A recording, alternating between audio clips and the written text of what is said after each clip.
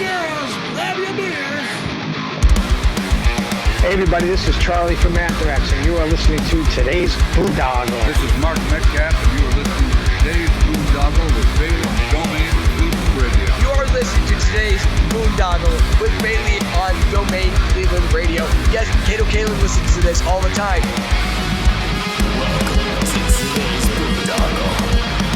Now here's your host.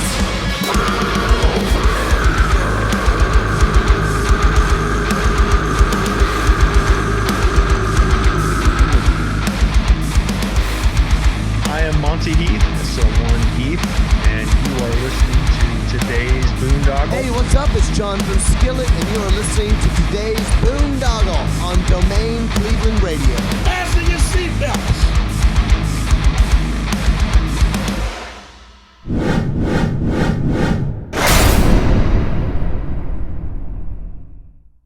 Sonic Temple Art and Music Festival returns to historic Cruise Stadium. Slipknot, Disturbed, Pantera, the original Misfits, Evanescence, Limp Bizkit, Judas Priest, Stain, Breaking Benjamin, A Day to Remember, Falling in Reverse, Sleep Token, Rise Again, 311, Seether, Mudvayne, and many more. May 16th through the 19th, Columbus, Ohio. Tickets on sale now at SonicTempleFestival.com. What's going on, everybody? It's Bill Bailey with today's Boondoggle. And a real quick housekeeping note, if you're watching us on YouTube or Odyssey or BitChute or Rumble, please hit that follow and subscribe button.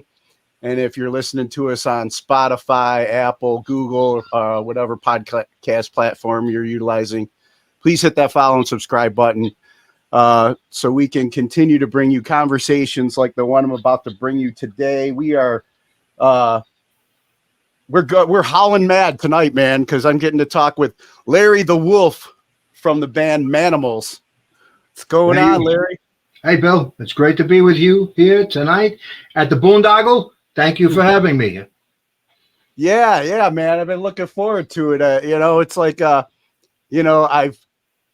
I've known of the legend Larry the Wolf, and I've admired from afar, but it was cool to meet you in the flesh at the Danzig show and talk with you. We have a lot of mutual friends in the music scene, and I just I had to have you on, man. I have friends in the music scene? That's news to me. I had no idea. Not many. There's a few that like you, and you know what? The ones that do like you, their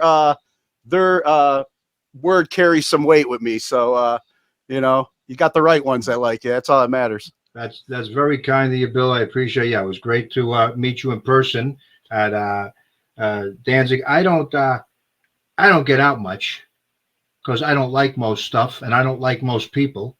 So I don't venture out too often, but when I do, it's for special occasions. And that, of course, was my dear friend Sean Vanek, plays at Midnight, and Jamie at Midnight, and the Iron Possessor. All the guys at Midnight are pals of mine. And they asked me to please come down for that show. And it was it was within one day of being exactly 39 years to the day of when Sam Hain played Manimals Sam Hain at the old Pop Shop under the original Agora back in 1984. And Steve Zing was in the band at that time playing drums as well. So it was a chance. He plays bass in Danzig now. So it was a chance for me to connect with him after 39 years. Wow. That's awesome. Awesome to hear. Saw you and some other buddies down there, but I don't come out too often. It was great to meet you. Yeah, for sure. And same here. But, usually when I have people on for the first time, I like to go and get a little background. So, do you remember originally what did you want to be when you grew up? Let me think about this. Earliest, well, I was one of the horror kids, with the monster craze of the 60s and early 70s. So I was addicted to Aurora monster models and famous monsters of Filmland magazine and watching Chiller Theater. Back east. I'm originally from New York when I was a little kid, and then moving out to Ohio, of course, the Ghoul and the Houlihan and Big Chuck and all that were here on Friday and Saturday nights. But I was one of those monster kids. So, of course, reading Famous Monsters magazine, my earliest heroes were Joe Namath, who I saw play at Shea Stadium in 1970, Lon Chaney Sr., and Elvis Presley. Nice. And then, when was it that like music caught your ear, and who were some of your earliest influences? Well, music I fell into a lot of things, Bill. They find me more than I find them. So music was kind of that way. But I'll get into that. But the earliest I remember, my parents had terrible taste in music, but my grandparents lived with me. We lived with us when we moved from the city. I'm from the Bronx, and we moved out to New Jersey. And my mother's mom and dad, my Italian grandparents, moved out with us. And my grandpa had great taste in music, so he played Mario Lanza and stuff like that. But he had a real affection for Patsy Cline. And then my uncle lived up the street, and he was more like my older brother. And he worked for GMAC. He would repo cars. Tough job in the city doing that in Harlem and the Bronx. And he moved his way up into finance, but he always had the best cars. He had an 8-track, and he would play Elvis. So I drive around with him and we'd listen to Elvis. The earliest band I ever saw that had a big impact on me that I was really, for whatever reason, they caught my fancy was I was watching TV when I was little, and back east there was a show called Out of Sight.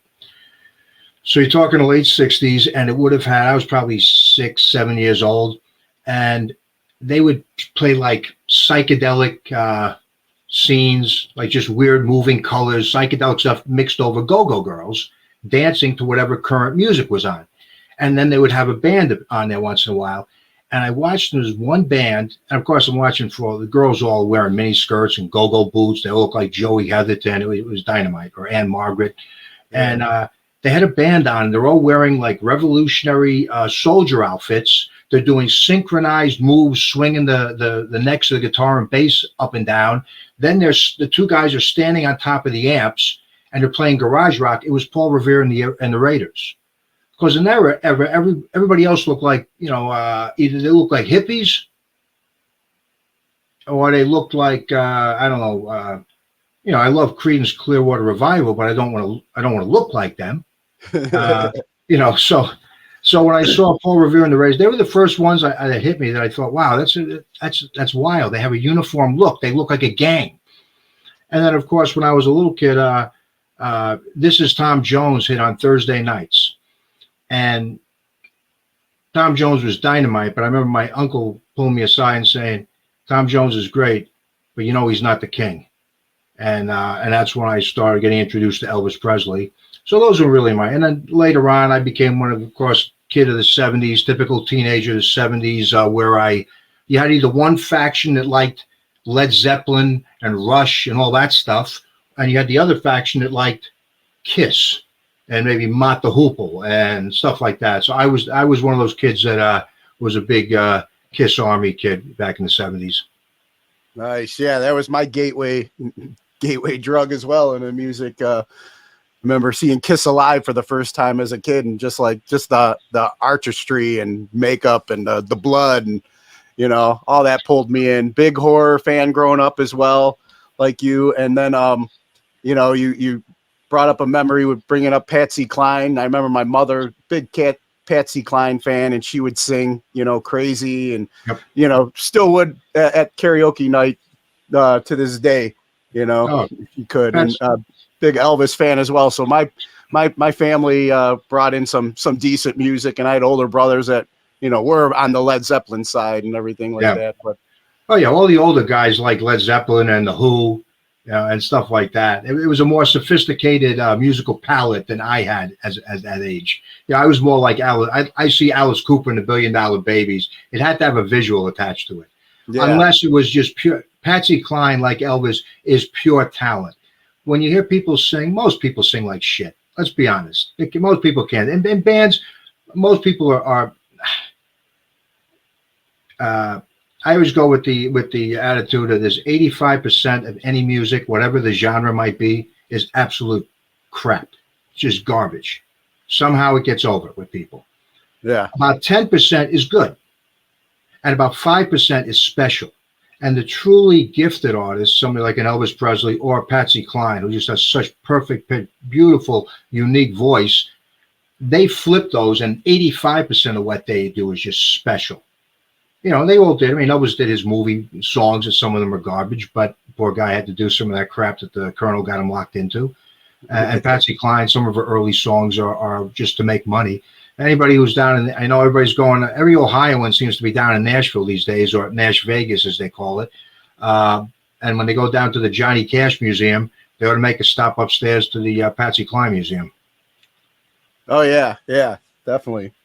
And like as you started getting in, you know, to Kiss and the music scene in your teens and stuff, when was it that you knew it fell into you that you were going to be performing? I never did. I just didn't. I thought I'd be. I played sports growing up. I didn't do it. I wasn't a band kid. That wasn't my thing. Nothing wrong with it. Nothing against it. I played sports. I was not any aspirations of doing that. Again, I thought if I did anything performance-wise, it would be I wanted to grow up and be like Lon Chaney. I wanted to do my own makeup and I'm not prosthetics, because that was at that time, people really know what that was. But you'd see these old Famous Monsters magazines where they'd show Lon Chaney with his famous makeup kit, and he'd do these just unbelievable makeup jobs. And I thought that would be something. If in my pipe dreams, that would have been fun to do. So, and I love pro wrestling, so I didn't know what the hell I was going to do, Bill. I was just, trying to struggle through life. You got to remember, I moved here. My dad got transferred here. I was supposed to be for 1 year back in 1970. That ended up being a little bit longer. So I was a displaced East Coast kid from, my best years were in Bergen County of New Jersey. We moved from the Bronx over to New Jersey right when I started school. I loved it back there. So I was an unwilling hostage coming out to Ohio. Ohio's been a great place to live, but I will tell you, in 1970, I moved here. I was the diversity in Rocky River, Ohio. I was a kid with an accent. Nobody knew what the hell I was talking about. Back east, I was used to having, like, I had my Italian grandparents living with me. I didn't know a kid in my grade that didn't have a grandma or grandpa or aunt or uncle living with them. And most of them were bilingual households. Most of them were first generation. So it was a very different environment for me to come here to Ohio. So I was just struggling along, trying to do stuff with sports and things like monster movies and wrestling and football. Those were all consistent from where I had been. That stays the same. The territories of pro wrestling, of course, change.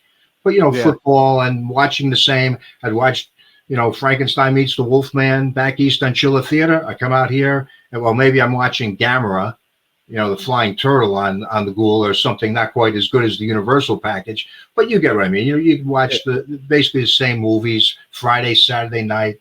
And back then it was cool, of course, because every market had their own horror hosts.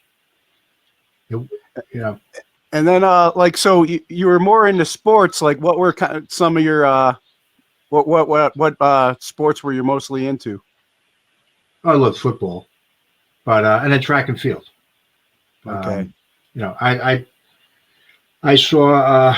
I remember seeing Brian Oldfield on the Superstars. The show used to be on ABC back in the 70s, where they have like an example of one of the best of each sport compete against one another. I don't remember that. You might be a little bit younger than me, but I suspect you are. But in the 70s, they had a show called the Superstars. So they had like Ronaldo Nehemiah from the, I think he played on the 49ers, and he's running against Cal, what the hell was his name? Cal Ripken Jr. or something from baseball. Then they had Kyle Rote from soccer. Then they had a boxer on. So they had different guys on that. And I remember seeing they had Lou Ferrigno was on. But I remember seeing Brian Oldfield, and he was doing things that nobody else could do. He was the biggest, fastest, strongest guy. He was the first guy to hit 75 feet with a shot put. He was a complete rebel.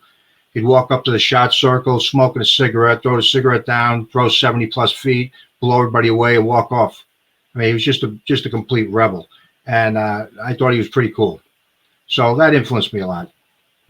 And then you mentioned pro wrestling and the territories and stuff. I too am a big pro wrestling fan. I'm still it's a guilty pleasure of mine, you know. But I think it was like, you know, I'd go out to like Richfield Coliseum back in the day, you know, and see Hulk Hogan and King Kong Bundy, and you know, around WrestleMania 2 is when I came in. Who were some of the wrestlers at the time that drew you in, that you were a big fan of? Well, I can tell you, because I was again a kid back east, I first saw the WWWF, which was at that time still Bruno Sammartino. So that was what I saw as a young child. And then when I moved out here, it was, of course, Channel 43 and Channel 61, but Channel 43, I think, had Championship Wrestling. And I absolutely bugged the shit out of my father to take me down to the old Cleveland Arena. So I got to see, you know, the original Sheik against Bobo Brazil and Pampero Firpo and Abdullah the Butcher and Dominic DeNucci and Johnny Powers and the Fabulous Kangaroos and the Love Brothers, Reginald and Hartford and the Mongols. But I will tell you, one of the things that a lot of Cleveland people don't realize is precursor to WrestleMania was in 1972, there was a event at the old Cleveland Stadium called the Super Bowl of Wrestling. This was, I believe, August of 72. It was headlined by Johnny Powers versus the great Johnny Valentine. And it was co-headlined by Abdullah the Butcher versus the Big Cat Ernie Ladd, who was a great AFL football player for the Kansas City Chiefs. And they had 3 rings set up on the infield. I went to that show. That was, again, I think it was August of 72. Wow. It wasn't very well attended. There were very few people. I think it was a colossal flop, but it was a precursor to these big, you know, big arena or big stadium events that they tried to pull off. And, you know, again, that was the Pittsburgh, Detroit, Cleveland market, I think, was what that territory was. Yeah. And, you know, it's like it's more noticeable when they hold it in the big venues and people don't show up, you know? Oh, yeah, that old Cleveland Stadium. Yeah, the old Cleveland Stadium had the worst sight lines anyway. It had the big pillars between everything. Yeah. And the rings were a mile away from you. But I can, in my mind's eye, I can still see Abdullah Butcher and Ernie Ladd brawling all over everybody, everywhere but the 3 rings. They went into the stands. They went between the ring, all over the field, anywhere but the rings. And that I can still have a little bit of a vision from or a memory of. And the Johnny Powers, Johnny Valentine was one of the, you know, it's funny. Most people, I look at pro wrestling as 2 distinct eras. Okay. There's pre and post, I would say 1980, 81, when cable TV starts to become massive expansion across the country. You know, I knew people who I had cousins back east who had cable in the 70s. I remember being pissed. We didn't get cable here. And in 1977, there was a HBO special of Kiss at Budokan, the first time they played Japan, right after the Rock and Roll album. And they might have had it, but it wasn't widespread like it is now. Yeah. So you didn't get Atlanta Superstation, and you didn't get the other channels where you'd see the NWA at that, whatever. And you didn't get WOR to see the WWF stuff. So with cable, to me, that's the modern era. And there's a lot of people who were holdovers, like Ric Flair. I've seen Ric Flair in person going back to the NWA days from the 80s. I saw him live many times. He was always the less talented guy in the ring, no matter who he wrestled. And he wrestled the same exact crap match every single time. Now, it was good psychology in the matches, but ultimately, what he did was he wrestled a style I had seen guys like Johnny Valentine do 10 times better 10 years earlier. Then when everybody saw this, and this was new to them in the 80s. Okay, they were all wrestling. Harley Race wrestled that way. The Briscoe brothers, the Funks. But Johnny Valentine was one of the toughest guys. And Ernie Ladd wrestled a style like that. I mean, so what is old is new to a new audience. Oh, yeah. And to me, the big bang of that whole 80s era that you mentioned, when cable now expands and everybody's familiar with WWF and McMahon starts buying, and you could pick up the AWA on ESPN on Friday night, showing you the what's his name, the guy and his son that ran AWA up in Gagne. Gagne's, yes. Yeah, yeah. So you got Vern Gagne and his son on there showing that, and they had like the early, they had Nick Bockwinkel, so you could see that stuff on Friday nights on ESPN. Then there were certain stations show the Florida station where Lex Luger was the Florida state champion. We didn't get too much. You did get Texas Championship Wrestling with the Von Erichs and the Dingo Warrior became the Ultimate Warrior and all that. Rick. So, but to That's me, what I'm drinking out of right now. My Ultimate Warrior.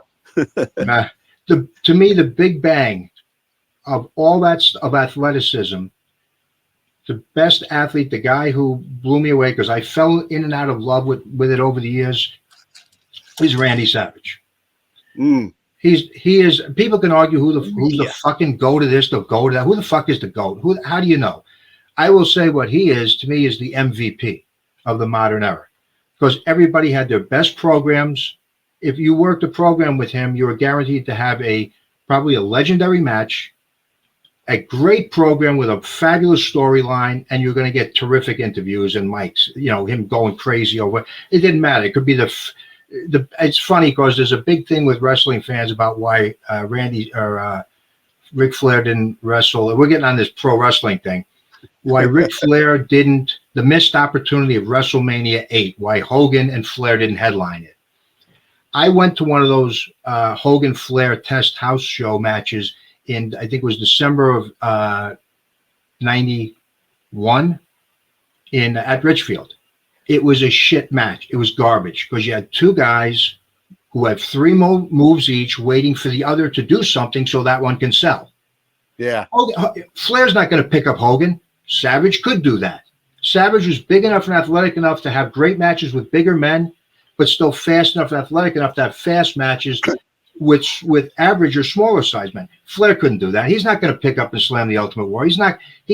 I saw Savage have a match with Andre on his last legs, and he still figured out a way to make the match interesting. Oh, yeah. But I saw one of those house shows, and the best favor they ever did for Ric Flair was put him in that Macho Flair angle with Savage. And I went to WrestleMania 8 in Indianapolis. It was a great match. They did him the favor of his life because if they had Hogan Flair as a headline, it would have been the worst. It would have been exposed both of them as being, this would have been a garbage match. Oh, yeah. I saw one. It was terrible.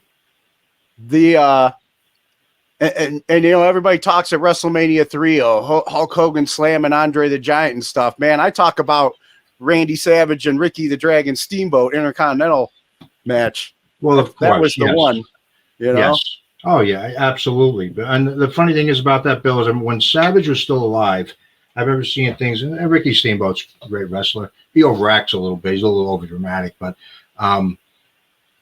he would always credit Savage as being the one that scripted it out. After Savage passed away, it became, we scripted it out. No, Savage, it's pretty certain from old interviews, it was Savage. That's Savage. He just put everybody, he made everybody look great. He made the Ultimate Warrior look great in a couple matches. He made Hogan look great.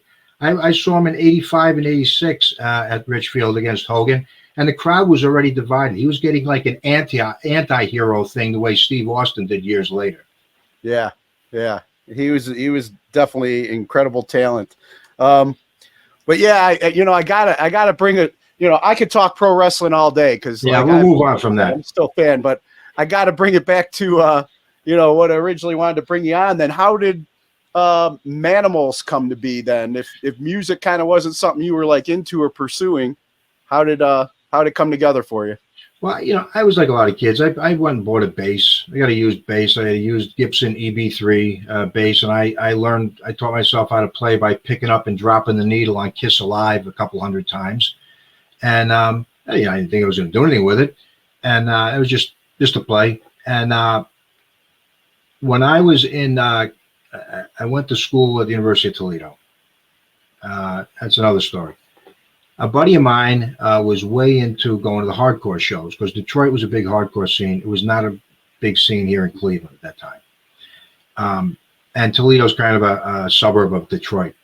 Really, I mean, they follow the Lions and everything else. So I started going to some hardcore shows with him. I said, shit, these guys, there were these kids in there They're printing their own flyers. They're making their own records. They're doing their own shows.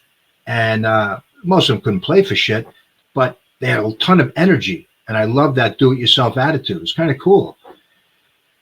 And at the same time that what was happening, I could draw a little bit, Bill. I had no formal training, but I could draw a little bit.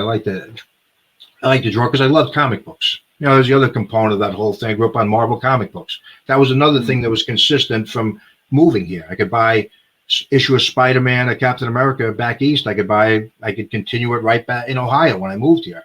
So that was very consistent for me. And I draw a little bit, you know, and try to draw like Jack Kirby or John Romita or John Buscema. And at the same time, there was this big emergence of independent metal labels and punk rock and everything in around 79, 80, 81. There was this new dawning of these independent comic book labels, and comics were starting to get sold in comic specialty stores, not just on the newsstand. And everybody who was a comic collector would want to go to one of these specialty stores because, you know, at the newsstand, at the candy store, the things are all bent up and kids are rifling through them and they're all messed up comics. So you go to the comic store and there's going to be some nerdy guy there who knows his shit. He's going to tell you, look for this one or that one. And there's all these new independent publishing companies coming out. One of them was Pacific Comics, where the Rocketeer came out of with Dave Stevens, who was they did a movie in the 90s with the Rocketeer. That was one of the bigger independent things that came out, and that's where like Teenage Mutant Ninja Turtles came out, and a lot of these others that weren't Marvel or DC. So I drew up some pages, and I heard there was a comic company opening up north of Chicago by the name of First Comics was the name of the publisher, and I drew up some pages. They weren't great, but yeah, I love Dirty Harry movies and Clint Eastwood and stuff, you know, all the anti-hero vigilante stuff of the 70s. So I drew up a character that was half man, half beast. It was based on, again, back to horror movies. It was based on one of my favorites, which is Island of Lost Souls from 1932, which is an adaptation of H.G. Wells' Island of Dr. Moreau.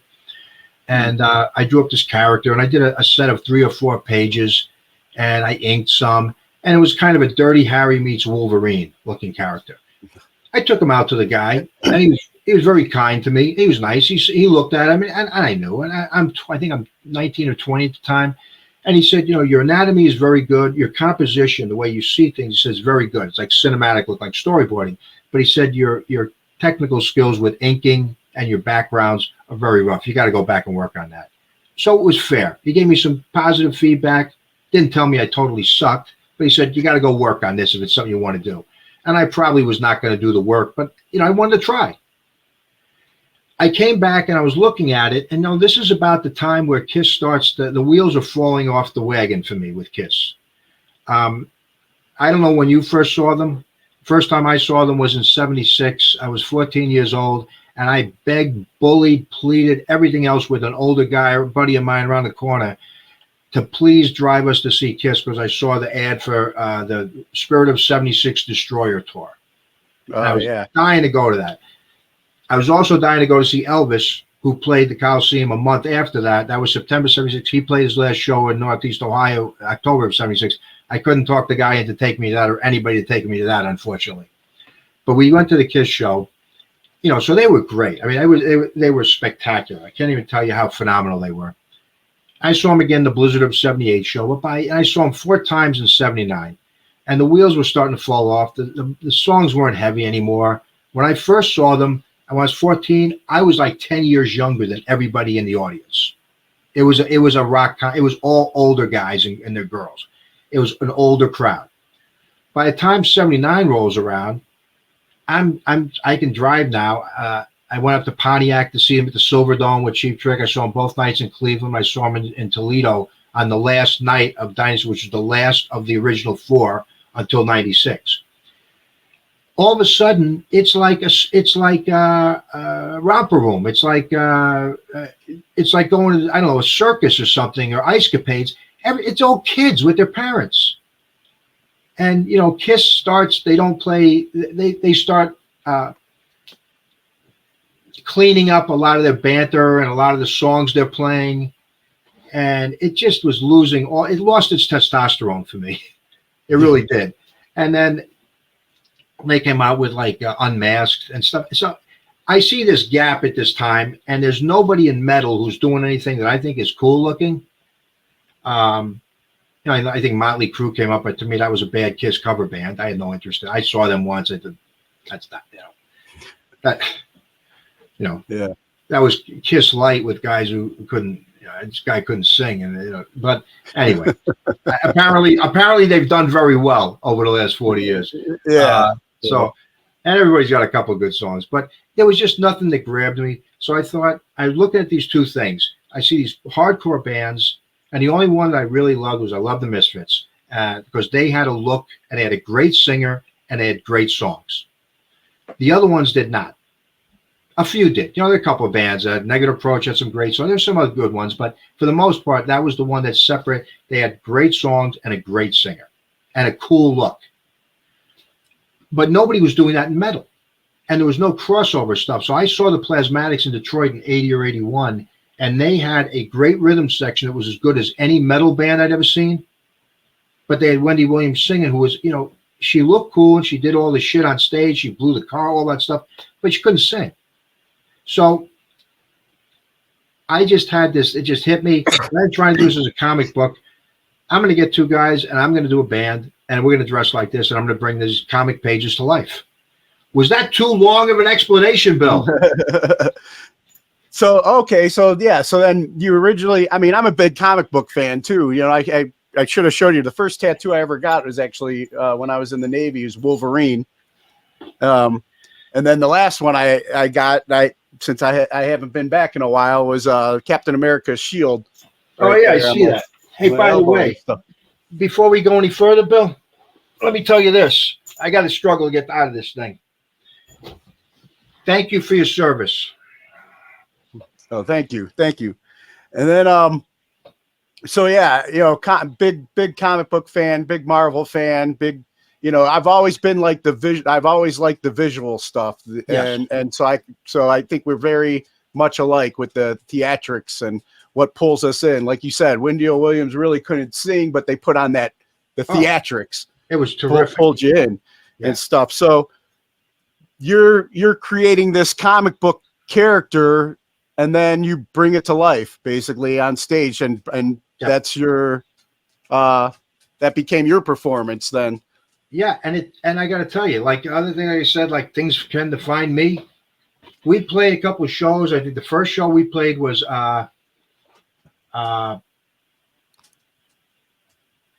November of '82, and we weren't any good, but I tell you what, we put out a lot of fucking energy, and we're as good as anybody playing that night. But we had a look, and the thing we did was. The other bands are playing 1, 2, 3, 4, and it's the same, and it's the same song. They all sound the same. We came out. Now the other two guys didn't really want to go with the look like I had, but I got them. I won them over time. It was always tough to get people to get on board with me with the look. Yeah. But what we do is we come out, we play our 4 or 5 originals, and then at the end we close with a cover of either "Come On and Love Me" or "Strutter" by Kiss. And we blow up a few flash pots that were way too heavily powdered up or whatever. And the kids would go absolutely fucking nuts. They'd all come up because these were a lot of kids coming from Detroit. They loved rock and roll. This is the state of Grand Funk and Iggy and the Stooges and the MC5 and Alice Cooper and Susie Quattro. They want to hear. They just know cool music. So we would all of a sudden we got this reputation that, in fact, there's an old Maximum Rock and Roll. Was it Max? I think it was Maximum. It was either that or Forced Exposure. Where there's an interview with Glenn Danzig, and he says, "How's this tour coming?" Because one of the things they asked me is, "Oh, we're going to play this show in Toledo with this band Manimals. They play a bunch of originals, then they play a Kiss cover and blow shit up. It's going to be cool." And that's what we did. We weren't very good in terms of playing. But again, we played with a lot of attitude, and we were different, and we just always got a reaction. Let's talk about the early days making that, name for yourself, and who were some of the people that you connected with, or other bands?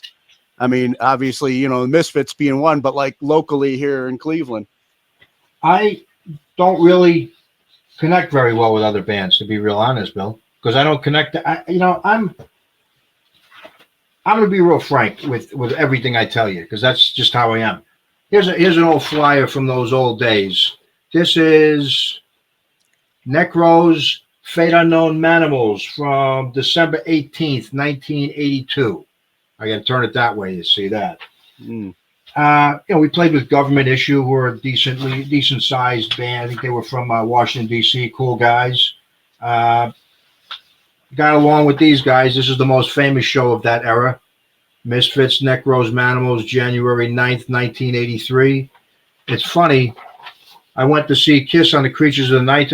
We went up to, my buddy John, my drummer, and I, we went up to, it was Dearborn, Michigan, the Henry Ford Center, and we saw the Misfits that night. And I met Jerry only the first time. We talked. We said, we're going to play this weekend, because they were up there on a Friday night, and that was the day they did the very famous Why Be Something You're Not videotaping that afternoon. I was supposed to go up for that, but I was late, couldn't get up there. I went up for the show that night. Then that Saturday night, my drummer John and I went to see Kiss on the Creatures of the Night tour at Toledo Sports Arena, and nobody really knew if Ace Frehley was gone or not at that time. And this Vinnie Vincent guy comes out. So it was very strange. And they went and played Chicago. Then on the Sunday night, they came back. We played together in Toledo. So that was a cool weekend. And I think my favorite team, the New York Jets, beat up on the Oakland Raiders in the second round of the AFC playoffs that weekend. Nice. And how did that relationship start then with you and Jerry and the Misfits? It was fine, just because my drummer John knew everybody. He had built he had an old, again, like this whole thing with punk rock where you could just do whatever. You did your own shows in buildings wherever you could find one. Everybody that I didn't know anybody in bands, but when I started to play in bands, all the guys that were in rock bands or heavy metal bands, they all wanted to do this. It was a very different message with them. They were all going to be like, well, I'm going to do a demo. And then I'm going to ship my demo, and we're going to get signed, and then we're going to tour like Van Halen. No, you're not, because 90% of them sucked eggs, and they were terrible. But that was the pipe dream with most of them. We're going to be rock stars, or they were going to be local rock stars, big guys in a little pond, and they were going to, be the biggest band in, I don't know what, Zanesville, Ohio. I don't know, pick a spot. Gary, Indiana. I don't know. Somewhere. So, and they were just going to play for their girlfriends and chicks. It's just, silly. And that's okay. Look, and they were going to play cover bands and that kind of stuff. Bill, some guys are built for show. I'm built to go. I don't fuck around. If I do something, I'm going to do it, and to the best of my ability. I don't waste time to the best of my ability. We all waste some time, but I took this very seriously, but there's a fine line when you have an image. I didn't want to be Gwar. Okay? God bless him.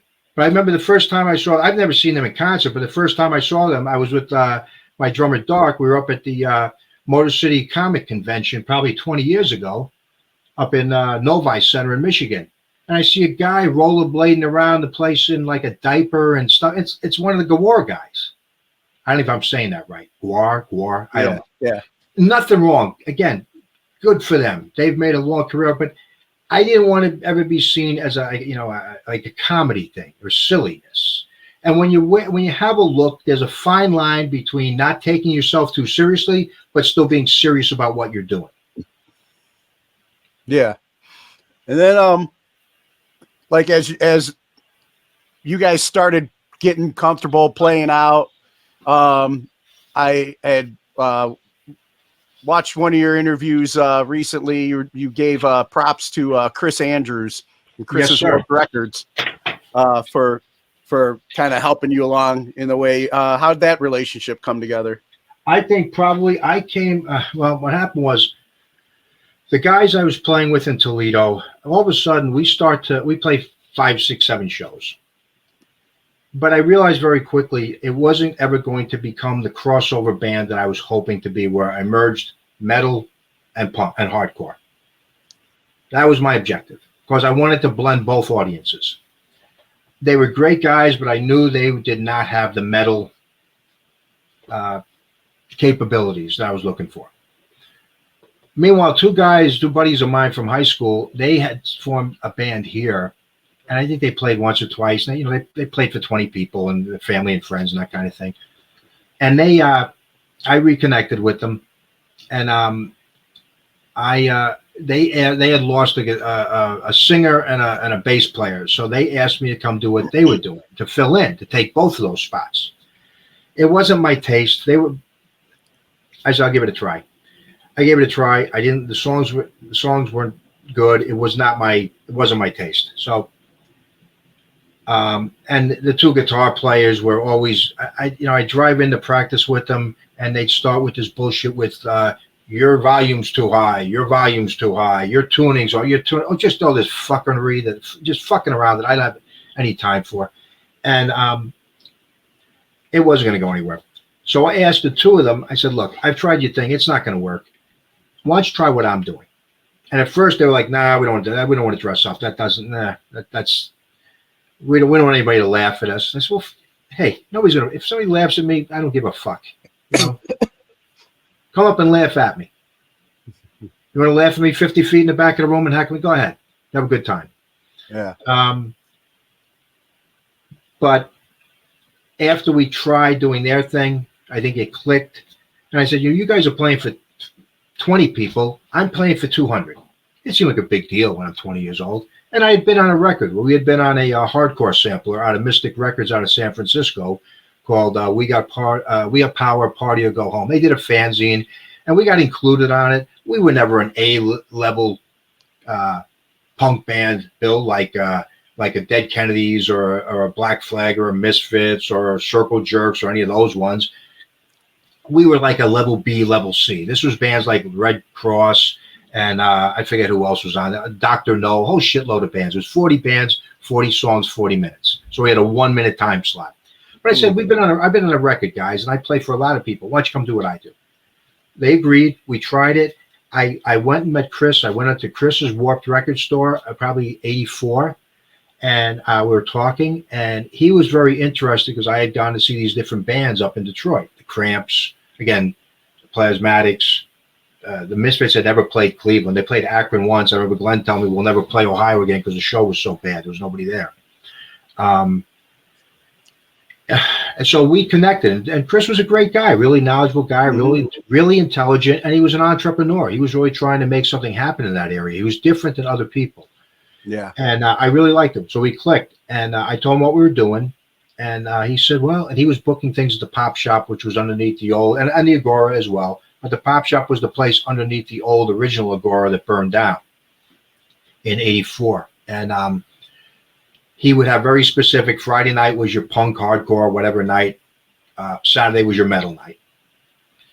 And if it was goth or something like that, that was over at the Fantasy. You know, so it was each place had their own like personality of what they would play. And he knew I was adamant about mixing both crowds, and he thought that was very interesting. So we started playing in June of 84. We opened exactly one show for Black Death. So Black Death, I know you had, I don't know them well. I don't really know them, but I know we've played with them. And I would say always thank you, because our first show in Cleveland, like playing a metal show, was we played with Black Death. So at some point, Chris must have said, hey, I'd like you to give these guys a try, and they agreed. So thank you to those guys. After that, we never opened for anybody. We played our own shows. And in fact, I see your T-shirt. 20 years before that was used. Yes, August of 84. Manimals at the Pop Shop, August 4th, 1984. I used the old Lon Chaney Jr. Werewolf Wolfman for a number of flyers early on. I always like to do flyers because the metal bands weren't doing flyers. They would do stuff like, there's another one from I'd always do a limited number of posters as well. That's from Evelyn Anchors and Lon Chaney. That's a year later. Oh, nice. And then I switched over to using the Oliver Reed, Curse of the Werewolf, and that kind of became our, whatever, I don't want to say mascot, but kind of something I use it as an identifier for us. But because everybody's familiar with the Lon Chaney Jr. werewolf face, cool image, great makeup by Jack Pierce, but the Oliver Reed Curse of the Werewolf one from Hammer Films was much more obscure at the time.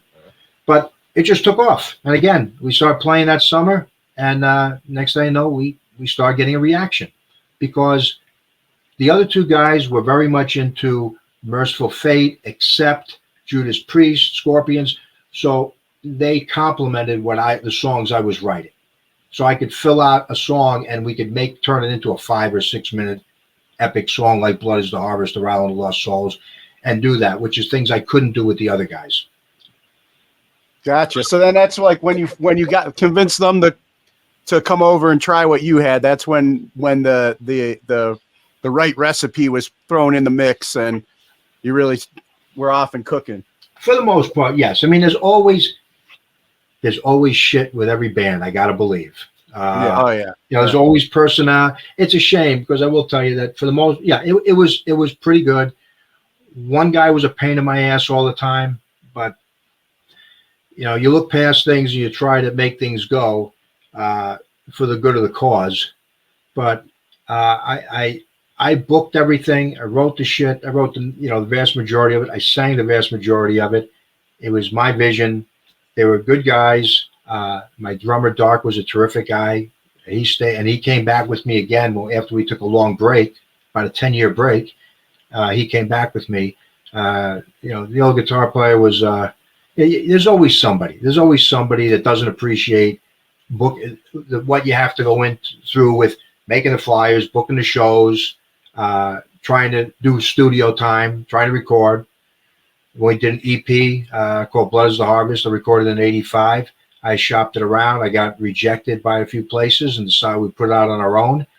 But, I wasn't – the scene at that time, Bill, I got to point this out. It was a great metal scene, great music scene in Cleveland in that era of like 80, 45, 86, 87. 87 was getting tougher, but to play places. But everybody who was anything in metal got picked up by Bill Peters, my dear friend, and Auburn Records, except us. We didn't. We did everything on our own. I didn't know Bill in those years, but it seemed like, there was Breaker, there was a Shock Paris, there was the Purgatory, there was Black Death, there was Destructor, there was Retro, tons of bands. They were all good bands.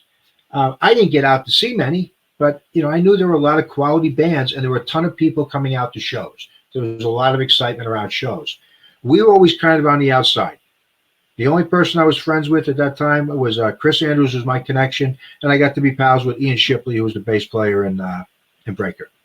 And then you were more, like DIY. Yeah, because I don't need anybody paying my we were going to do our own thing. I wouldn't look at we would have liked to have had somebody to promote for us, no doubt. Yeah.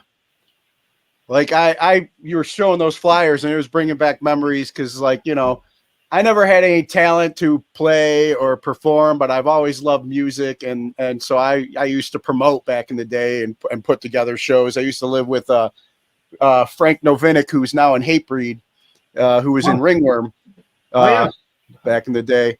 And, he taught me how to put flyers together where you get the band logos and you go up to Kinko's or whatever, so that was bringing back a lot of memories. And when we lived together, we lived right down the street from Chris's Warped Records. So I would always run up and pick Chris's brain too, and see what was hot and what was good. And, so it's like, those guys definitely, played a huge role. So that was bringing back memory.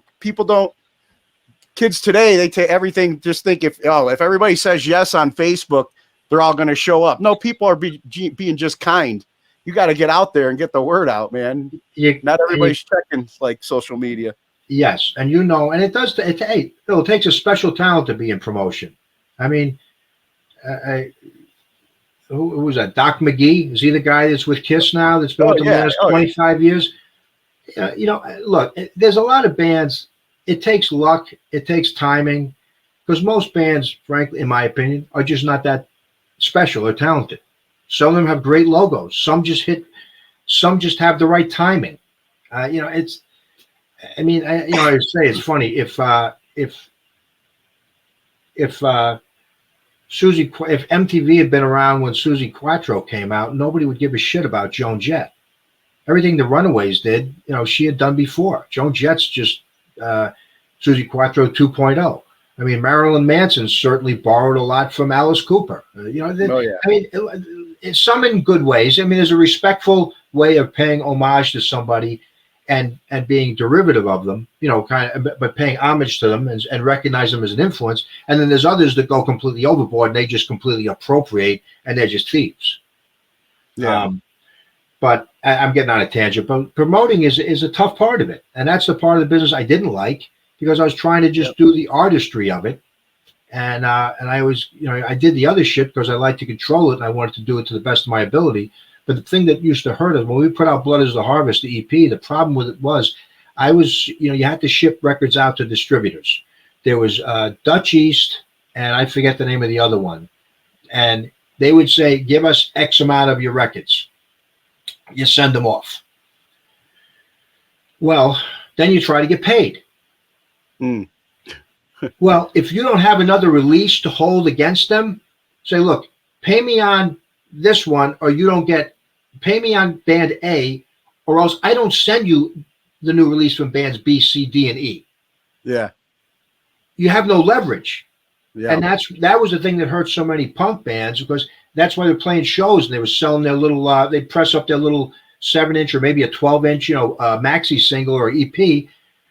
You sell them out of the friggin' van or the car during shows. It was tough to get that stuff out and get paid. And all of a sudden it's like I'm dealing with business shit and people and bandmates who weren't appreciating this crap. Oh, so, yeah. No, it's a lot of stress. I back in those days, it got so bad for me, it was just like, and I wasn't even like really managing a band. I would book certain bands locally and, I'd rent out the venue and I'd put these bills together or whatever. I mean,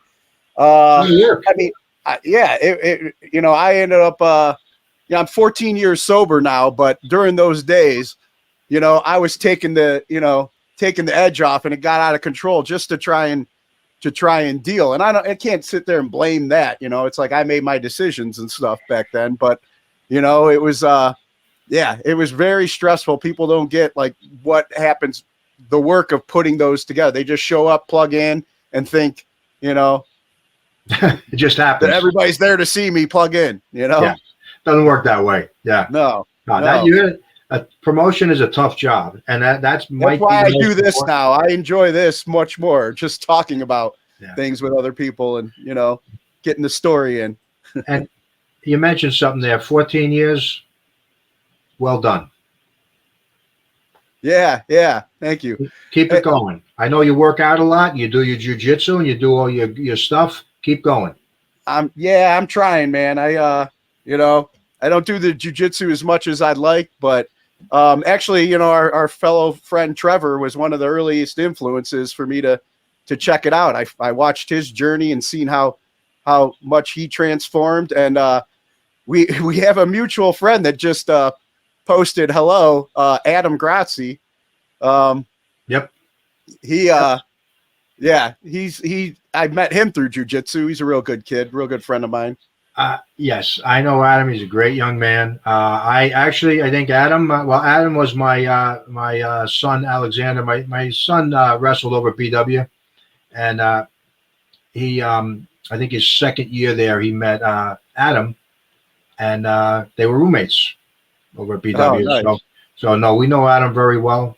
He's a good guy. In fact, I want to say both the guys you mentioned, I think I had a little influence on them. I'm pretty sure I took Adam, he and Alexander and I went down to see Rock on the Range. I think I took him to his first metal show, probably 10 or 12 years ago. We went down to see Volbeat and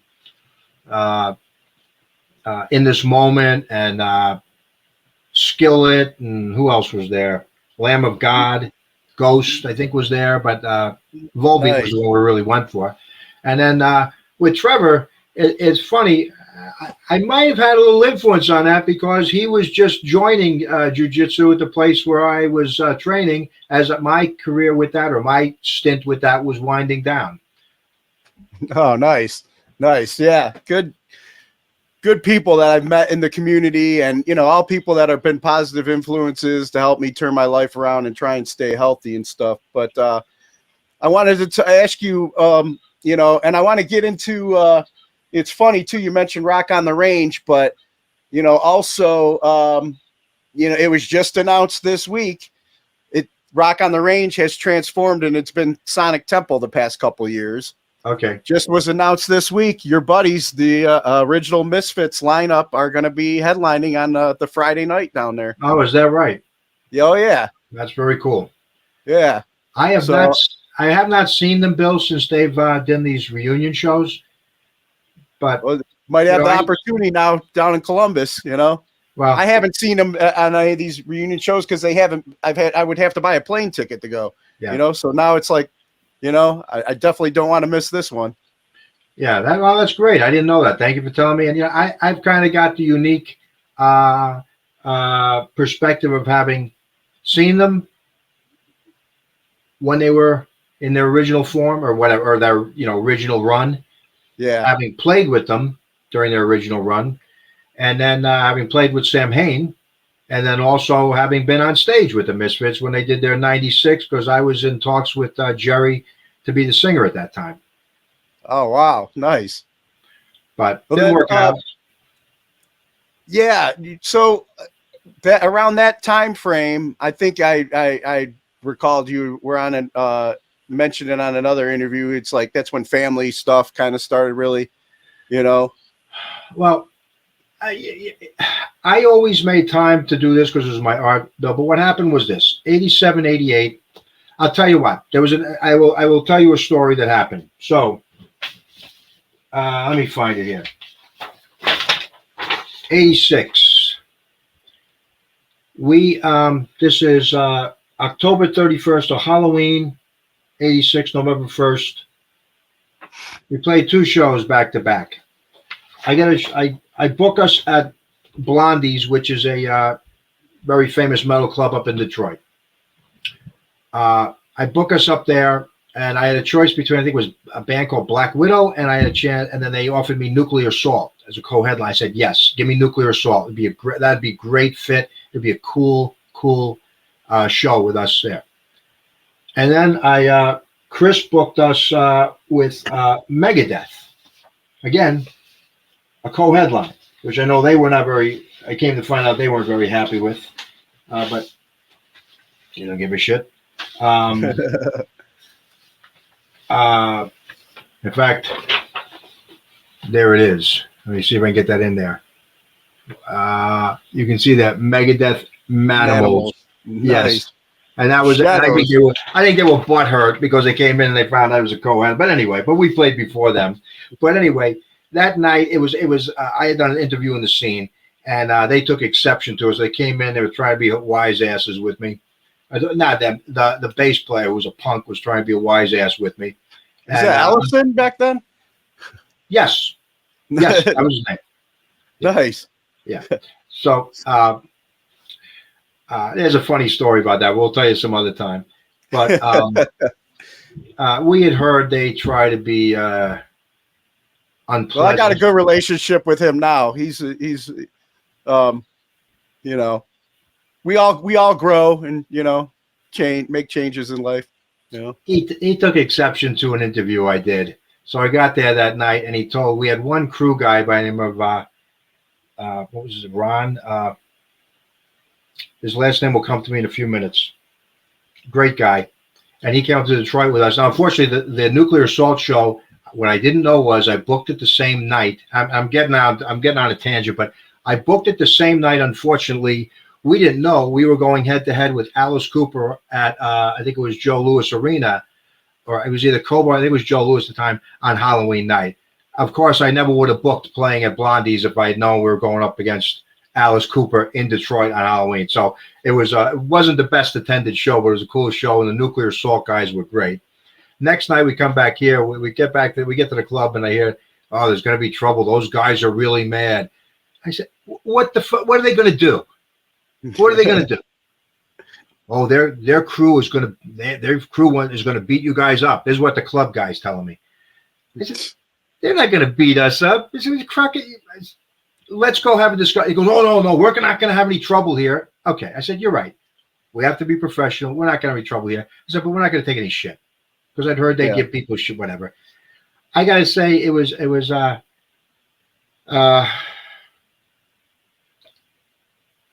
my bandmates abandoned me that night. And Ron, our one crew guy, and I handled the situation. It didn't get out of hand. The guy tried to be a wise guy. And then he reconsidered. And so nothing happened. But I did see Dave Mustaine. He was observing everything. And Ron Lesko was the guy's name. Ron was a really good guy. He was a big fan. His brothers used to come see us with him. And he came in and helped us that night. And I remember one of them approached Ron and said, we're going to have our road crew beat you guys up. And Ron, very diplomatically, and he was a good-sized guy, could handle himself, he said, that probably wouldn't be a good decision. He was just very diplomatic, very even. So they made a good decision not to push that button. And I remember going over to Dave Mustaine. I said, hey, Dave, I'm Larry the Wolf. We got any problems here tonight? And he said, no, man, no problems. We shook hands. That was it. But what happened, the wheels were starting to fall off with us, Bill, because I was gonna say your bandmates beat feet and left you hanging, huh? Well, the guitar player didn't want to go on that night because it was a hostile crowd. It was the first time we had played all ages, and I didn't realize. I underestimated. Now we had some supporters who, my friend, who at the time I didn't know, Metal Greg and his buddy Ivan.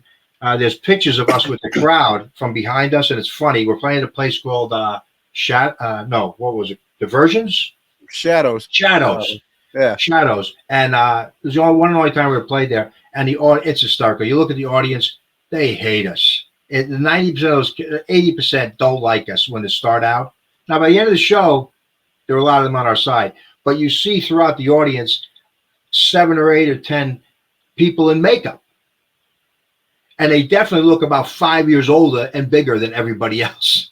So I think they, without any solicitation from us, we had our supporters there who I think kept things civil. Well, that shows the true talent of a band when you come out and it's a hostile crowd, but you play your show, and then before the show's over, you turn them over. It's like with any good pro wrestler. You gotta go work. You go do your job, and if they still don't like you, hey, that's all right. But if you get a few people in there, then you go out there, you do your best. And I always took the approach of, and I probably the interview. It's funny because the guy who wrote it was a guy by the name of Mark Holan, who I think was the editor of the Scene at the time. And I remember him saying to me, "You guys have kind of a pro wrestling bravado. I'm going to go with an angle on this." I said, "All right, do what you want to do." So he made it, he went with the whole thing, and he blew it. So it was probably a little more inflammatory of an interview than it needed to be. But it was a cool thing to play with Megadeth. It's a shame because I remember a buddy of mine by Mike Pay said he was talking to Dave Mustaine afterward. And again, I had no issue with him. It was fine. And he said that he said something to him, what do you think? And he said, off the record, they're fucking great, but for the record, they suck. Now, I don't know. I didn't hear that, but that was what I was told by a few people. But what became very apparent to me was there was some. I wasn't pleased with the chemistry that we had at that time. The guitar player was being a pain in my ass all the time. It just was not. He was very negative, and I don't need that, So that's when it was time to take the hiatus. Well, yeah, and then the drummer quit. My buddy Dave or Dark, he was a very good drummer, but he had always a very smart guy, very intelligent guy.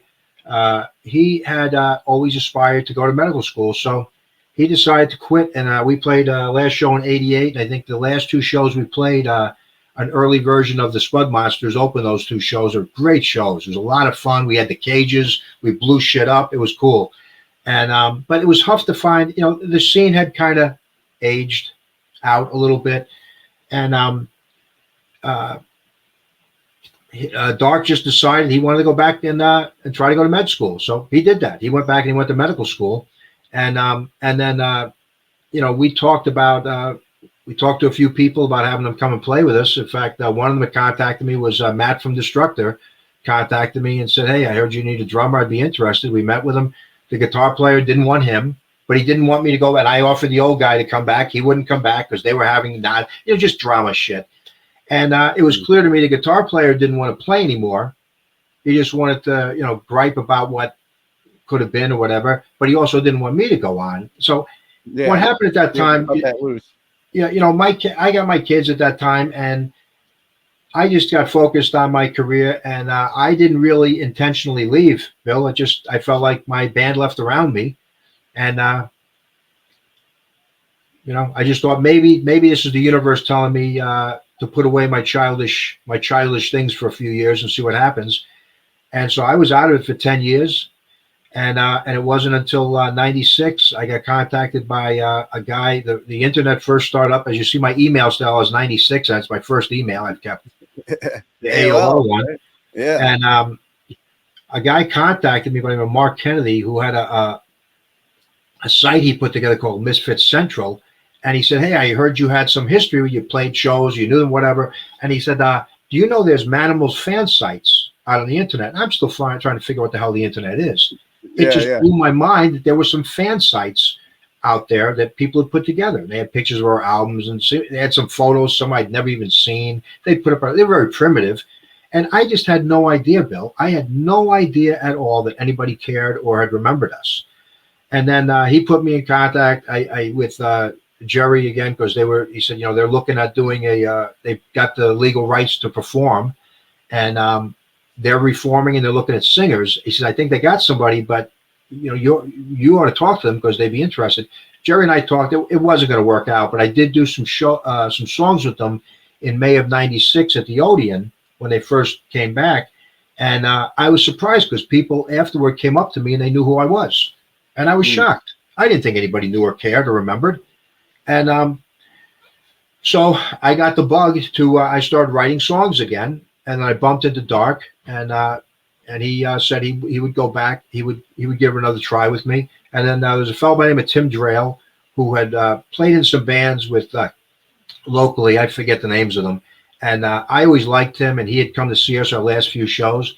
And I asked him about playing with us, and he jumped right on, and it was great. He was great energy, and that's when we started, writing, and we wrote these songs. We got them recorded in earnest.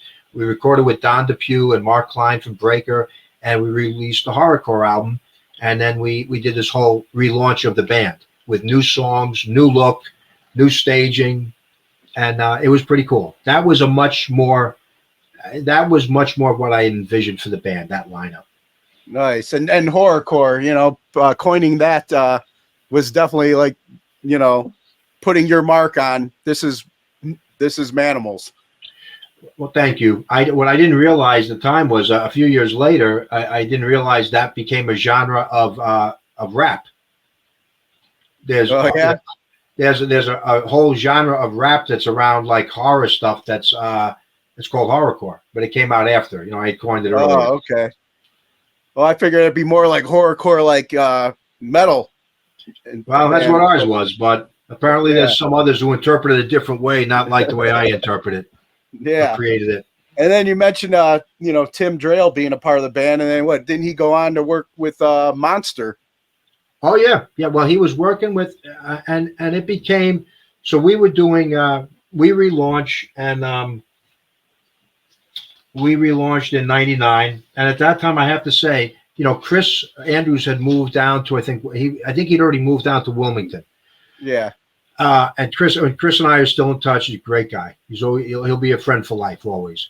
But this time around, Bill Peters and I connected, and Bill in this third phase of the band became a tremendous supporter. It was a great help to us, and we often say it's too bad we didn't work together in the '80s.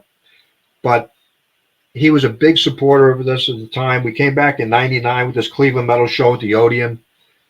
We had a good night that night, and Then we played like with Clutch at the Odeon. We started doing horror conventions in the East Coast. I thought that was a good way to hit multiple states and crowds without having to try to tour.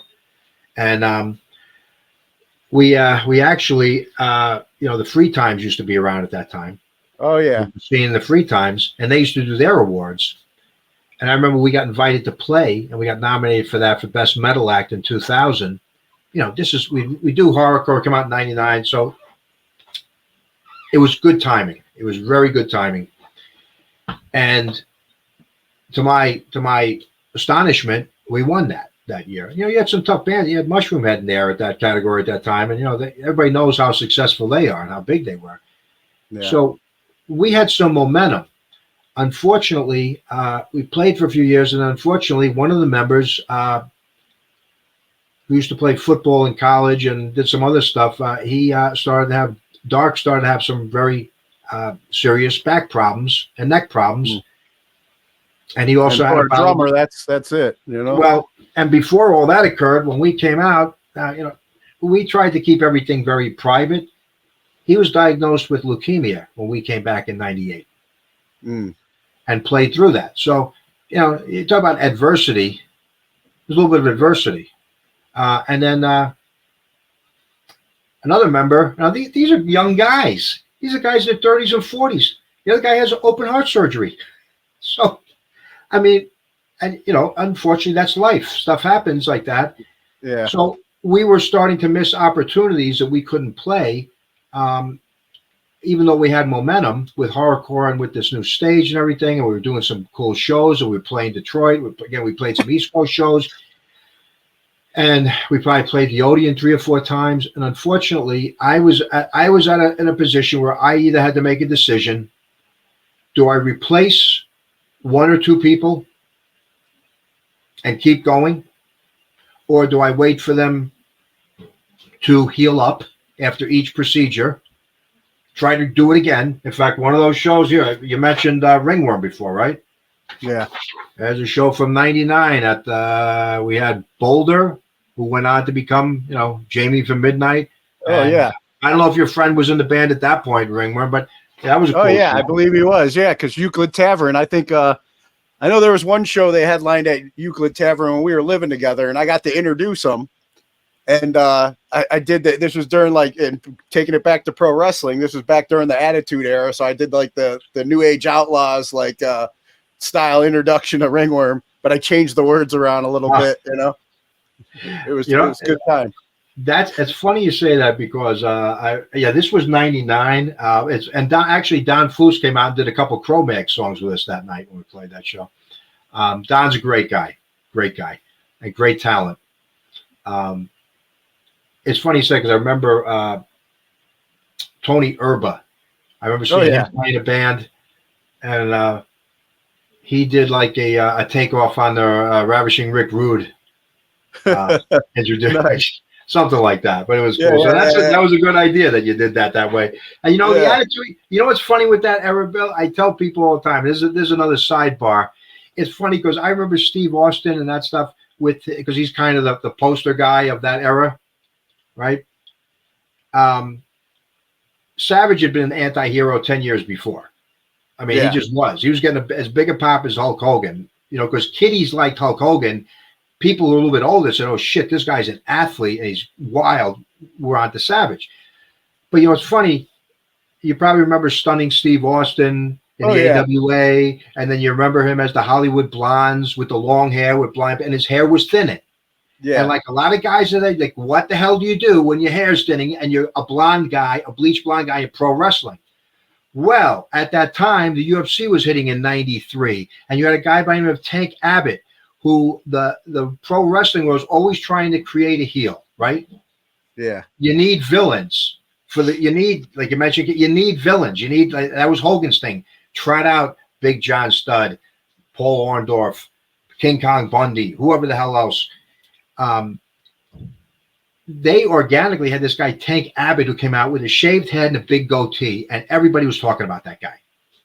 Isn't it funny that a guy by the name of Steve Austin gets a makeover and becomes bald with a goatee, and then they bring a guy named Goldberg into the other league, bald with a goatee?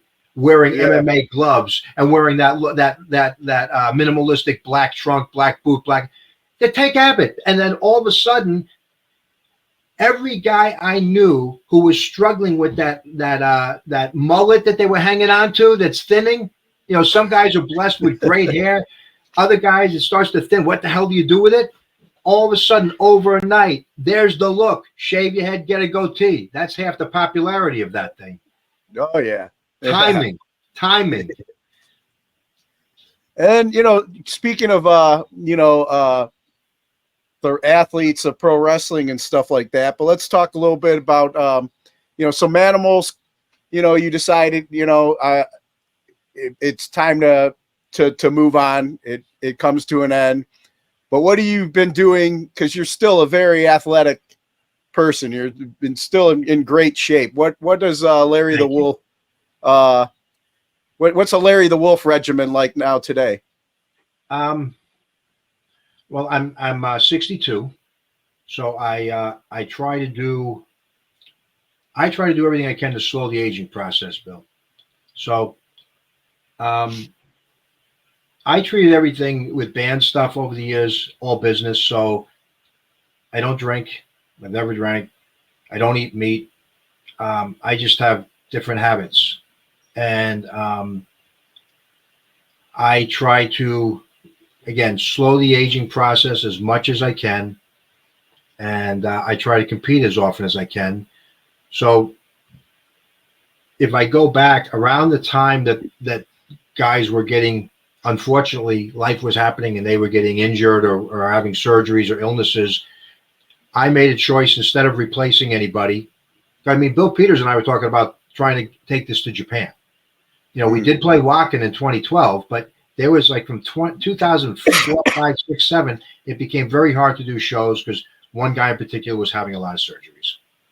And then Tim Drill, Tim's my dear pal. He moved with his job, which was a label job, up to Detroit. Then he moved out to work with Coffin Case in LA. Then he got the gig with Monster, like you're talking about. So, Tim would fly in to do a show, but that's a hard way to do it. Yeah. And that's when Sean Vanek started playing with us, the last several shows that we had played. But so around this time, I made a decision. I'm not going to replace guys. It's not going to be a career thing. I was always very realistic, but I did want to keep it going. But I decided loyalty is big with me. I stayed loyal to the guys that would play with me. So if somebody had a surgery or whatever, I chose to forego opportunities to stay loyal to them. But at the same time, like my oldest daughter that you met, she had a great gymnastics and track career. So she was on the last. She went to Magnificat. So in fact, she just got inducted in their Athletic Hall of Fame last year. So yeah, congratulations to her. Thank you. My kids, God bless them, they've done some really cool stuff. So right around that time, my kids, I've got a 14-year spread on my kids and their age. I can either go book a show or I can do something like that. So my kids needed me at that time. We took my daughter. She competed all over the country with USA Gymnastics. Then my son was a 3-sport athlete. He played football, track, and wrestling at Westlake, and then he went on. He wrestled at BW. My youngest one was always doing multiple sports, and then she and I would do track meets together. And I gave her a javelin, a little plastic turbo javelin when she's a kid.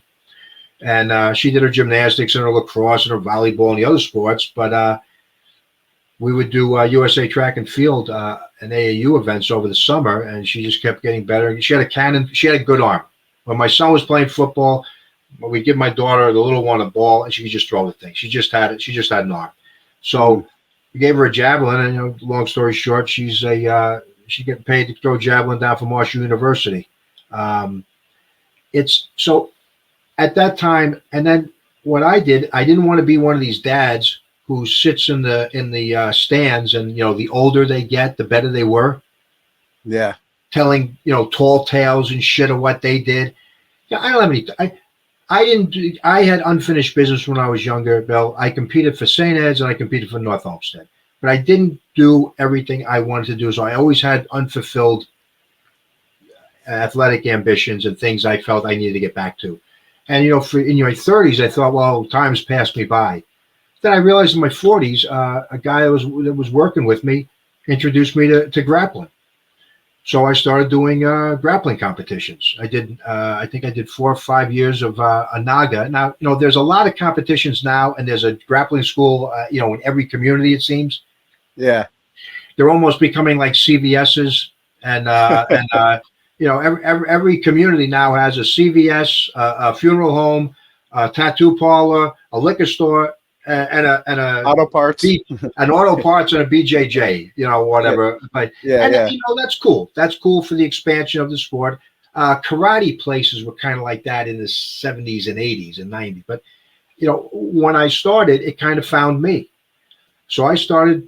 Again, I didn't want to be one of these dads who's just talking their nonsense about what they did when they were younger, because the ones who did the most say the least. Well, they still do. So. Again, it found me. I started doing competitions, I think, when I was 44. And then I also bumped into somebody taking my youngest daughter to a USA track and field meet. I took her to one, I think it was down in Virginia, and I saw some masters throwers. And I didn't realize that anything 30 and over, there's masters, a whole league with that. Yeah. So I went back and I used to throw shot put when I was a kid. So I started throwing shot put again. So I was doing the grappling and throwing shot at the same time. And then I'd go and I'd do some kickboxing, but mostly boxing. I don't like to kick. But and I was doing that a lot. And I got the bug to compete. So that with competing, I didn't have to rely on anybody. With a band, it's always got to be collaborative.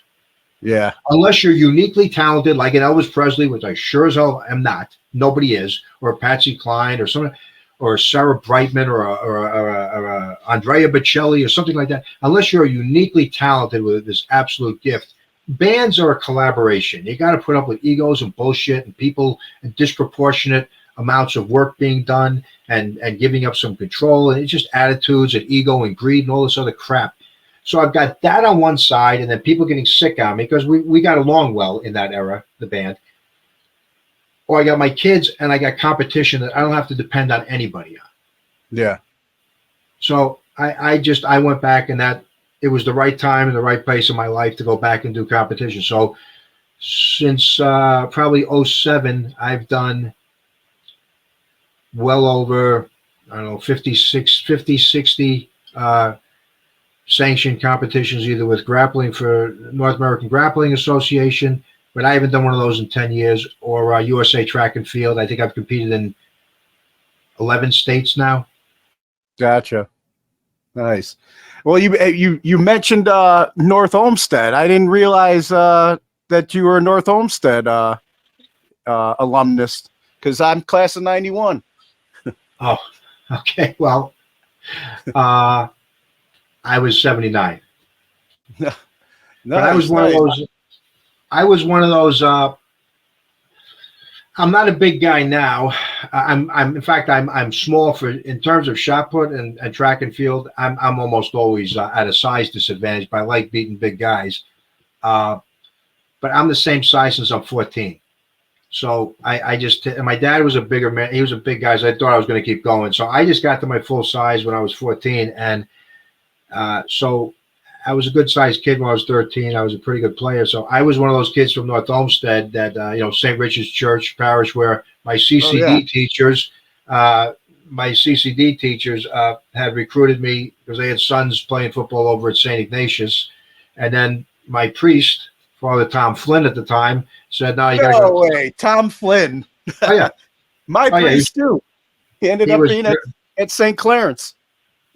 Well, I had him from the St. Richard's days and the Emerald Ball and all that stuff. Yeah, he and my parents, before my parents got divorced, were very, very close. So, in fact, he was a shout out to Tom Flynn. I never thought I'd be saying that on this podcast, but yeah, he's passed on. Tom Flynn. Yeah, he has. But yeah, so I was one, and he said, "No, you got to go to St. Ed's." So, I got recruited over there. I went to St. Ed's 1 year, and then my parents got divorced, and I ended up back because I lived on, since North Olmsted, I lived on Revere Drive in the back of the cul-de-sac next to the where the creek was in the back parking lot of North Olmsted High School. Okay, yeah, I grew up in Bretton Ridge. Oh, I know. Yeah, I knew there was a kid over there I used to know. His name was Brooks Cook. Brooks Cook was the best lifeguard ever at the Breckenridge pool. Oh, is that right? Yeah, my dad ran the pool there, and Brooks was all-time favorite lifeguard up there. He was like our Jeff Spicoli back before Jeff Spicoli was cool. He and I bonded. You know, he was a big Monster fan and a big comic book fan.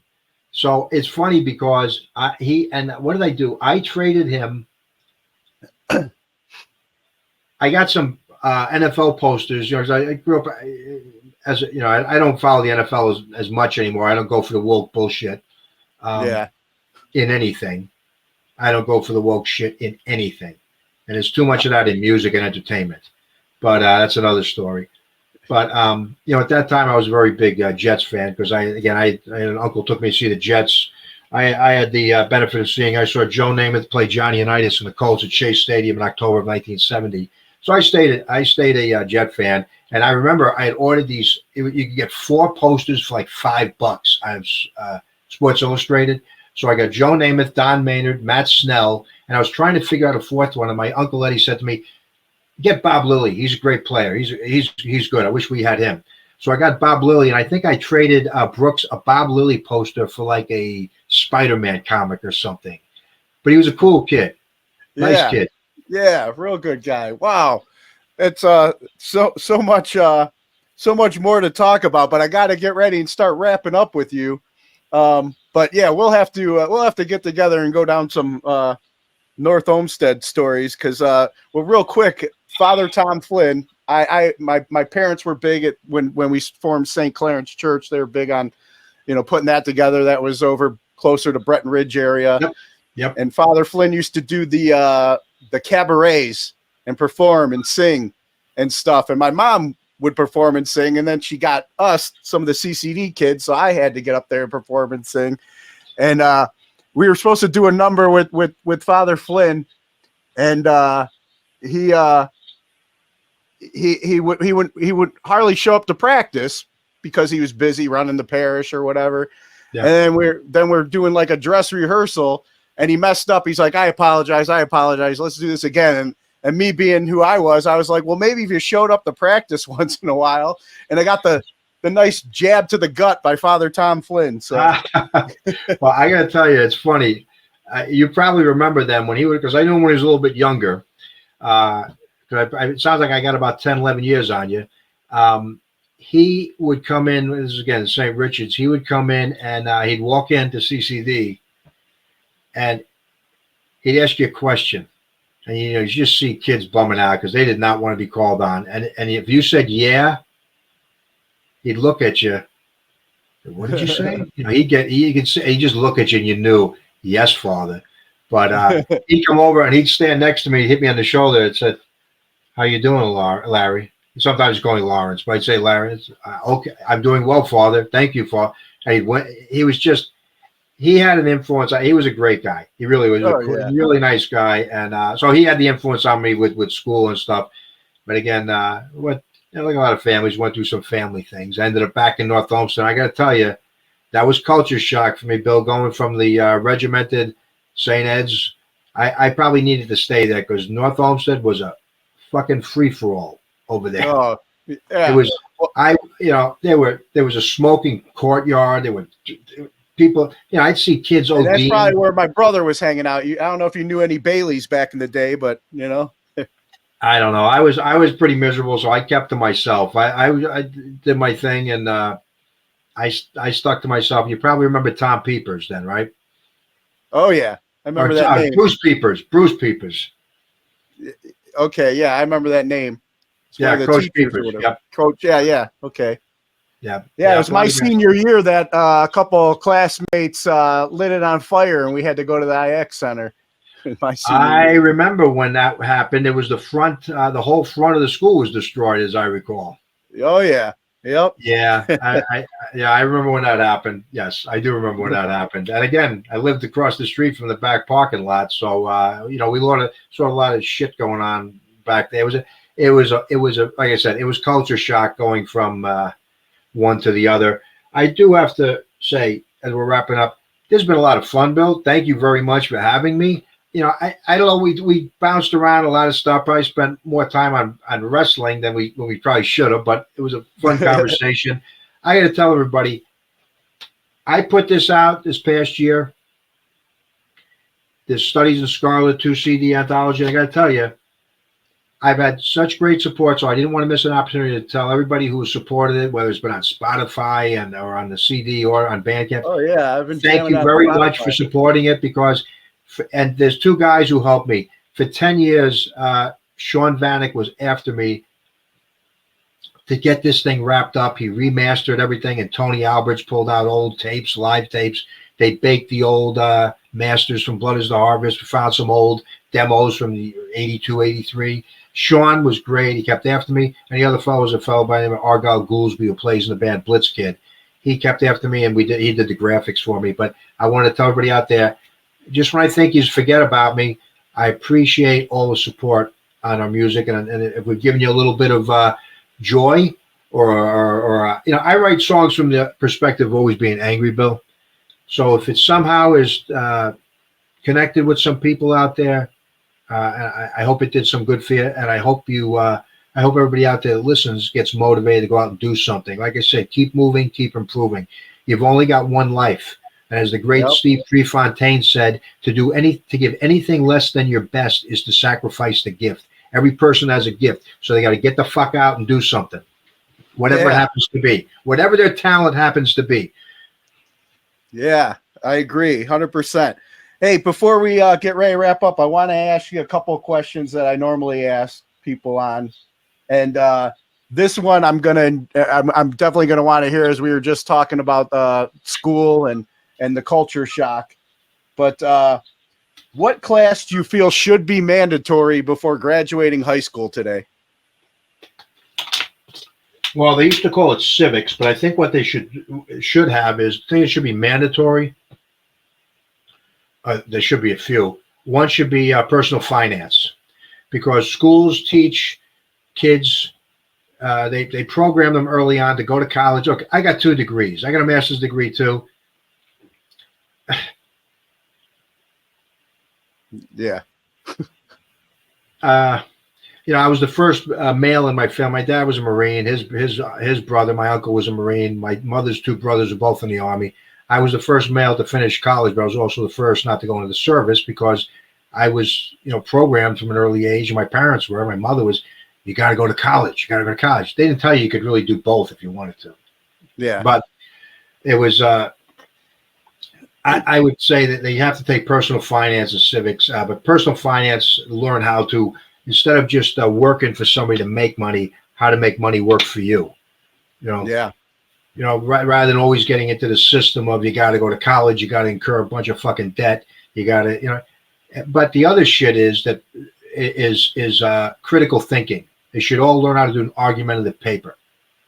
But my oldest daughter is a school teacher, and I see a lot of what goes on. And again, having kids a wide age span, I am not encouraged at all by what I see going on, and that's because the government took over and created the Department of Education in 1977 under Jimmy Carter, and since that happened, our ranking in the U.S. for our kids with international rankings of our students has declined nearly every year. Oh yeah, we used to be number 1 in the world before the government got involved and took it over. The dumbing down of America. Right? Yes. Well, there's a couple great books about Charlotte Iserbert, I believe, was her name, right? I'm sorry? Charlotte Iserbert or something like that, I think, is one of the authors that wrote like a book that used to work for, I think, the Reagan Department of Education. Kind of came out as like a whistleblower.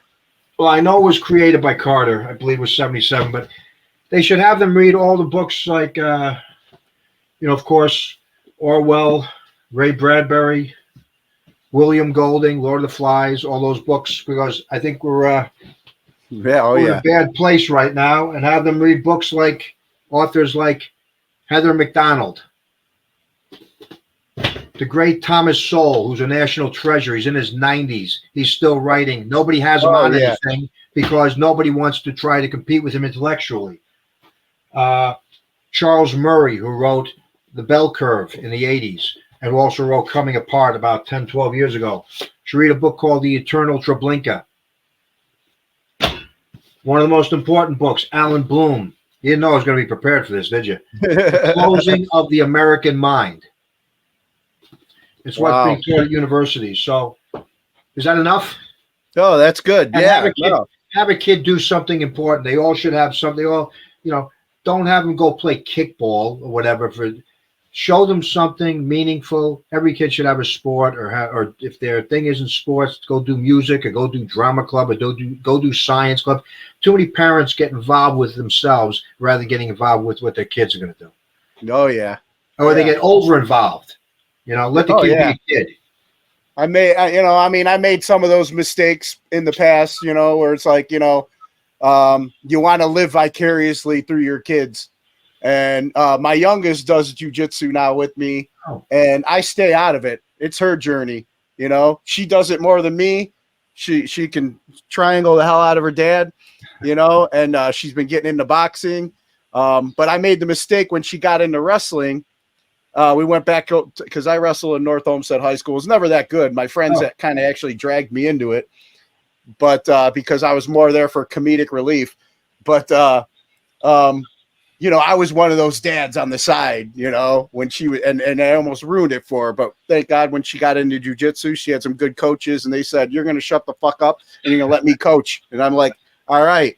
And the more I've been on my journey and with sobriety and everything like that, I realized that the more I learn, the less I know.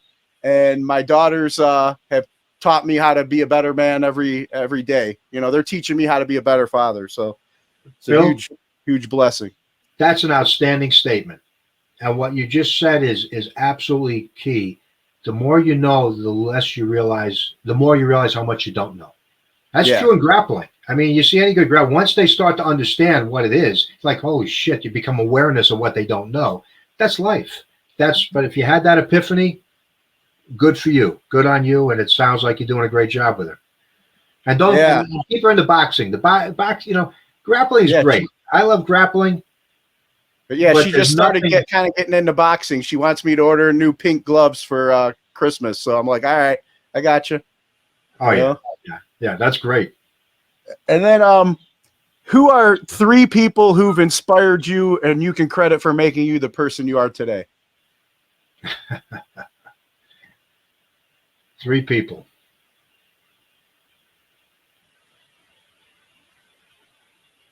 My wife, because she's encouraged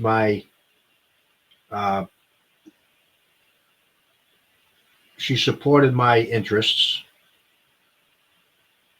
and I do some weird shit. I not to me, but I'm wired differently. Yeah, you're probably wired differently. It's. Oh yeah. I'm just different, and she's always been supportive of me. So that has allowed me to be who I'm going to be, who I was always meant to be. My Uncle Ed, again, I mentioned him earlier. He was like my older brother. Took my first Jets game when I was a kid. Introduced me to Elvis Presley when nobody understood, why I liked monster movies and things like that. He'd sit down with me. We'd sit back east. We'd sit down and eat pretzel rods and eat devil dogs and drink ginger ale and watch Chiller Theater, whatever it happened to be. House of Frankenstein, Curse of the Werewolf, Mummy's Tomb, whatever monster movie was on, he would sit and indulge me. We would watch that together. He'd buy me Famous Monsters magazines at the candy store. He'd buy me a comic book or a hunch. In fact, I think I've got one here still. Okay, so there's one from, that's the old Aurora Hunchback of Notre Dame. When you're a kid, they get, you don't have latex paint. You get the enamel paint, like 4 colors at the friggin' at the drugstore. So, of course, what do you do with any of the monster models? You paint it up and you slap it together and you throw blood everywhere all over the thing. So I just figured since we're showing off toys, it'd be appropriate for me to pull out my Lon Chaney Wolfman sitting over here on the side over here. But very cool. Yeah. So And then, okay, so that's two. One more.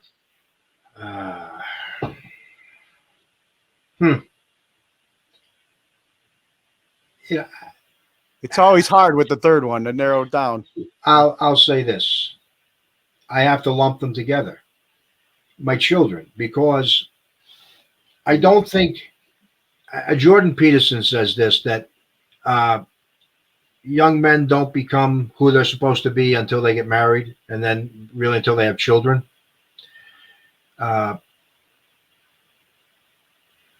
It matures you. It focuses you on what's truly important. Now, maybe some people don't need it, but I think most young men need that. They need things to help them focus. I mean, a lot of things. But I mean, I never met Elvis Presley, but he's been an influence. I miss him every day. I wish to God I'd have seen him.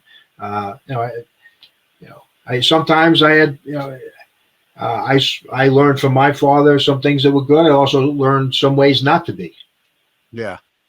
So it's hard to pick three. Yeah. Gotcha. But definitely my wife, my Uncle Ed, and my kids. Awesome.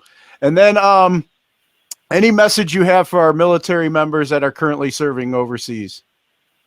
God bless you. Thank you for your service. Stay safe, and I hope you all can come home as soon as possible. Trump was bringing everybody home. Current guy, I don't know what the hell well, I know what he's I'm not everybody who's in the entertainment thing. I'm not. I'm just a cat doing his stuff. All right. I can't believe how many people that consider themselves rebellious are the biggest conformists on the fucking planet. They get behind this bullshit that's going on now. Oh yeah, I've had episodes taken off of YouTube. It just we're very much on the same page on a lot of things, Larry. I think we'll definitely have to set up a. I know you don't like people much, but hopefully one time me and you can get together. We could talk about Brooks Cook and Father Flynn and and then what we would do differently today. Well, Bill, that would be great. No, I tease. I'm more of an introvert with, I like to talk and tell stories, but of course we'll get together. And this has been a lot of fun. I will tell you, I always adhered to what Elvis Presley said. In 1972, he played an unprecedented 4 sold-out shows in 3 days at Madison Square Garden. There's a famous press conference before those 4 shows where a reporter asks him what his views are on the Vietnam War. And he looks at her and he says, "Honey, I just assume keep my opinions on that to myself. I'm just an entertainer."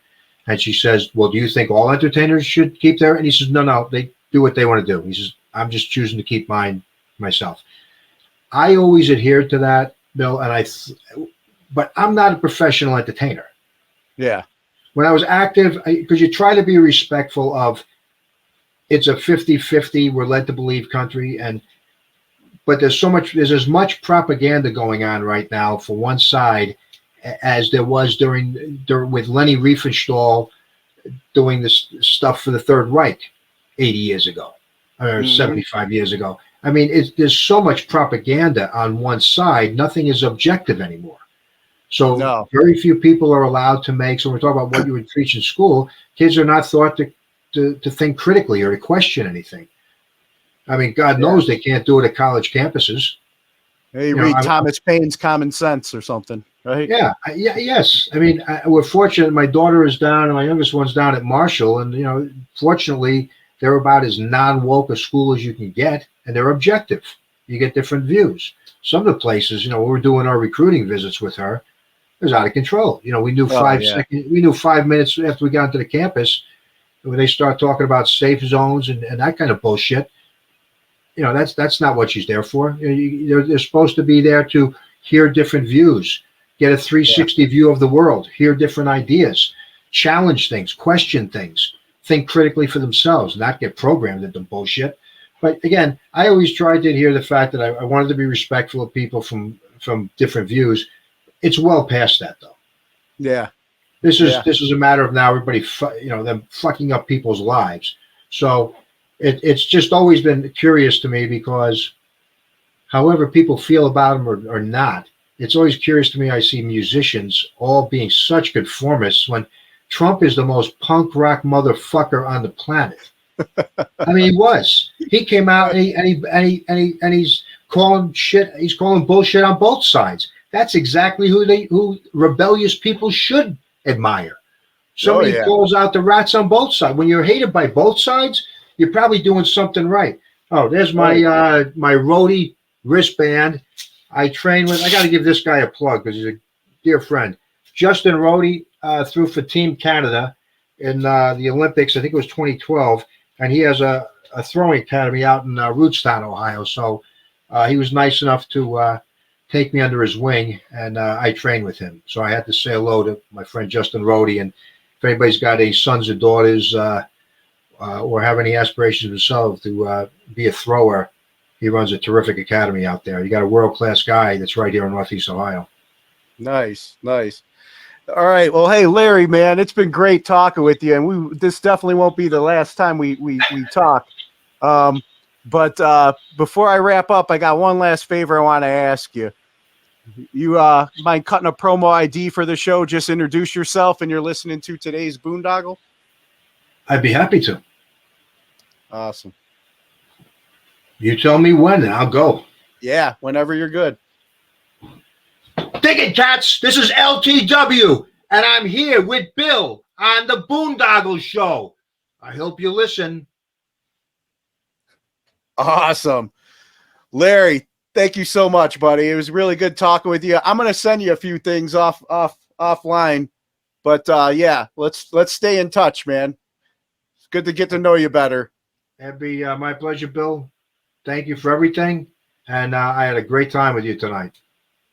Awesome. Take care.